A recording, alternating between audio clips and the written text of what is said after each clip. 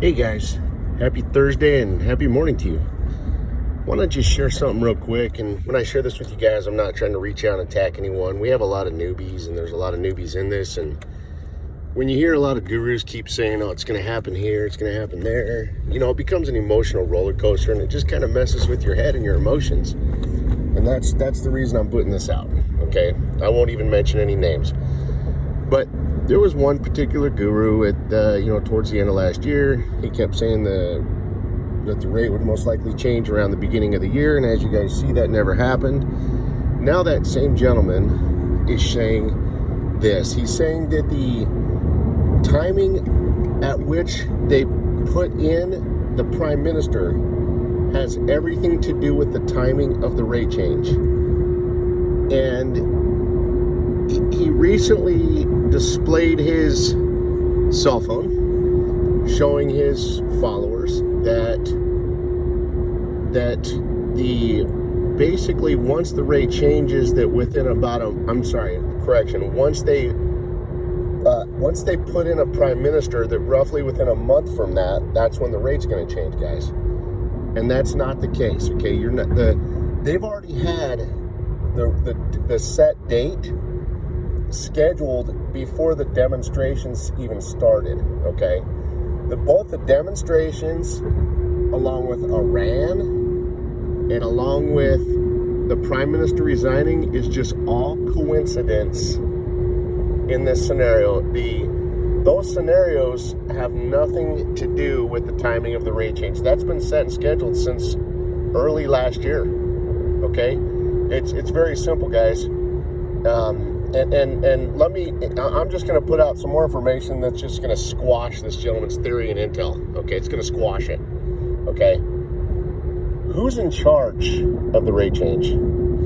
Donald Trump is, guys. It's the U.S. that's poured trillions of dollars into Iraq, and it's the U.S. that actually shed blood for Iraq. It wasn't the World Bank or the IMF. They have nothing to do with this setting or scheduling the timing of the rate change, guys. That all has to do with Trump. He's in charge. Now, okay, so if you were Trump, Trump's a smart businessman. He's no dummy.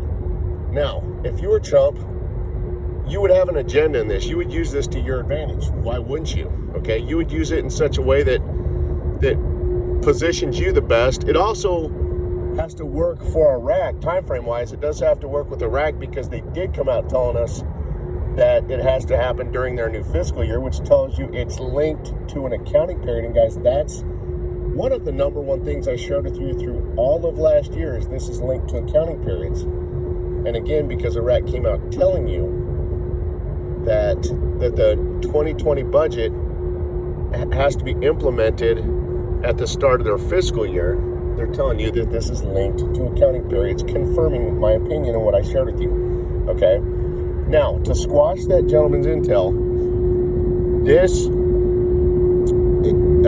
again, the timing for this has to work both for Iraq and for whoever is in charge, which is Donald Trump. So Iraq's already told us this has to work for their new fiscal year.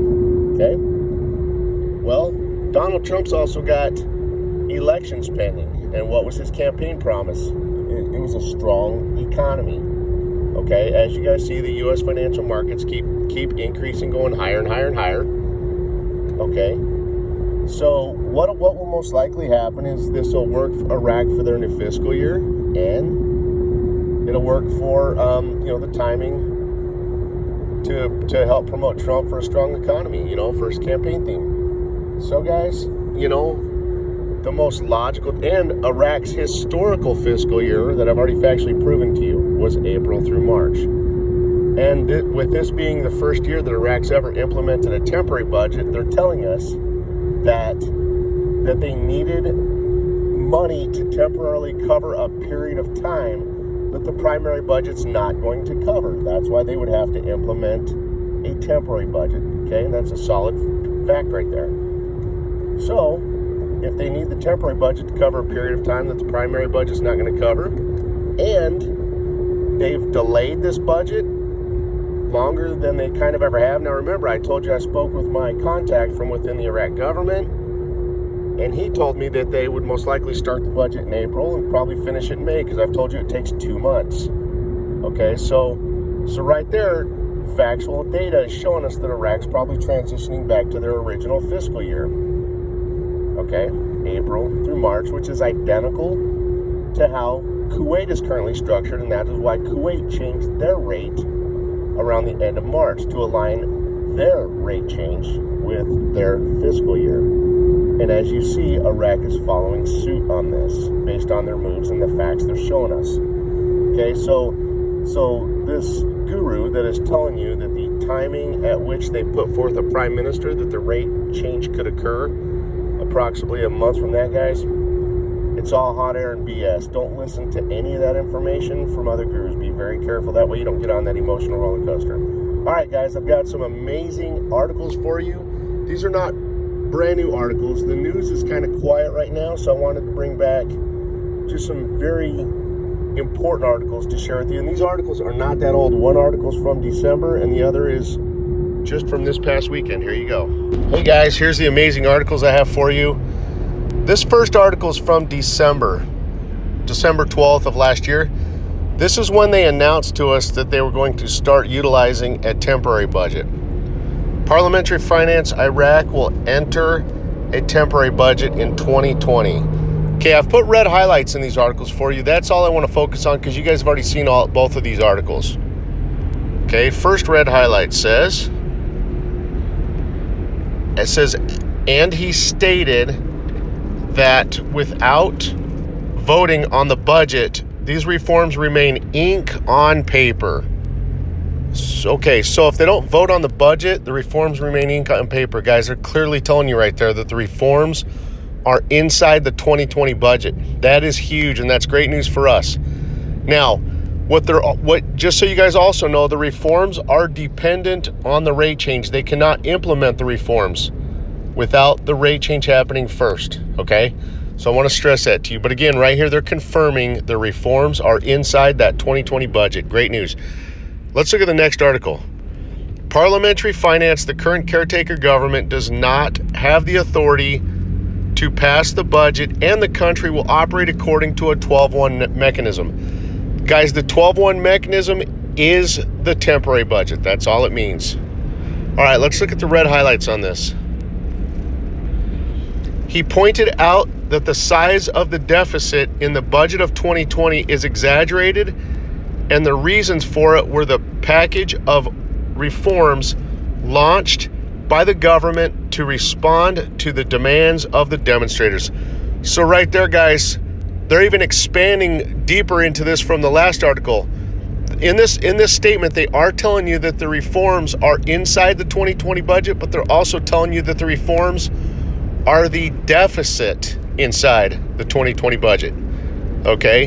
And as you guys know, they've already hiked the price of oil, so the higher oil prices right now, guys, are going to resolve their deficit. Don't worry about that, okay? So as you guys see, great news. These articles have confirmed to us that the reforms are inside the 2020 budget, and also that the reforms are the deficit within the 2020 budget, or that's why they have a larger deficit than, say, the budget of 2019, okay? So this is great news for us, more confirmation, but remember, the reforms cannot be implemented till the rate has changed.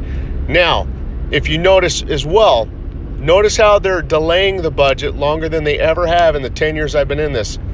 Within the 10 years I've been in this, the latest they've ever finished approving a budget was March. Well, right, and remember, I shared with you guys, I think it was last week, that I spoke with my Iraqi contact within the Iraq government. He had shared with me that the 2-month period that they would need, or most likely utilize, to start and finish the budget approval process was going to be April and May, okay? So, but as you guys see, I've already shown you guys an article where the Iraq government and the CBI came out saying that the budget needs to be implemented at the beginning of a fiscal year, and as you see, they keep delaying everything until April. Now, you know, everybody always wants dates and rates and all that, and here's the thing, you guys are smart, you guys are actually amazing people. I don't have to give you guys a date. You guys can figure this all out for yourself. If you look, and from what I've shown you factually, Iraq is literally walking in Kuwait's historical footsteps. Iraq's former fiscal year was April through May. April through the end of March. And as you see, Iraq right now is delaying everything until April anyway. Okay? Those are facts. That's not my opinion. So like I said, you guys can see that Iraq is literally just walking in Kuwait's footsteps. And historically, Kuwait did change their rate on March 24th of 1991. Okay, so you guys can figure this all out. You guys are very sharp, amazing people. There you guys go. Have an amazing day.